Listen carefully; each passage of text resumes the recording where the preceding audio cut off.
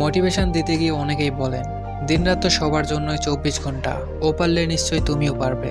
জি না ভাই, যে ছাত্রটি হেঁটে হেঁটে টিউশন নিতে যায় আর যে প্রাইভেট কারে করে ক্যাম্পাসে যায় তাদের 24 ঘন্টা কখনো সমান হয় না। যে ছাত্রটি কোনো রকমের কলা রুটি মুখে গুজে দিয়ে ক্লাসে যায় আর যে ঘুম থেকে উঠেই ডাইনিং টেবিলে খাবার রেডি পায় তাদের 24 ঘন্টা সমান হয় না। যে শিশুটি পানির জন্য প্রতিদিন 2-3 মাইল হাঁটে আর যে শিশুটি ঘরে বসে অনলাইন দুনিয়ায় নানা জ্ঞান বিজ্ঞানের জগতে হাঁটে তাদের 24 ঘন্টা কখনো সমান হয় না। অসম্ভব মেধাবী হওয়ার পরেও জীবন চালানোর প্রয়োজনে যাকে খেয়া নৌকার মাঝি হতে হয় আর যে আনন্দের জন্য খেয়া নৌকায় চন্দ্রিমা রাত উদযাপন করে তাদের 24 ঘন্টা সমান হয় না। ডিসকভারিতে একটা ভিডিও দেখেছিলাম, একটা ফিশ ট্যাঙ্কে একটা শার্কের যেখানে বড় জোর 8 ইঞ্চি গ্রোথ হয় সেখানে সমুদ্রে একটা শার্কের গ্রোথ হয় 8 ফুট। এখানে শার্কের দোষ নেই, দোষ হলো পানির ট্যাঙ্কের, শার্কের বেড়ে ওঠার পরিবেশের। সবার জন্য সমান 24 ঘন্টা, এটা কেবলমাত্র ঘড়ির কাঁটার ক্ষেত্রে প্রযোজ্য, মানুষের জীবনের ক্ষেত্রে নয়।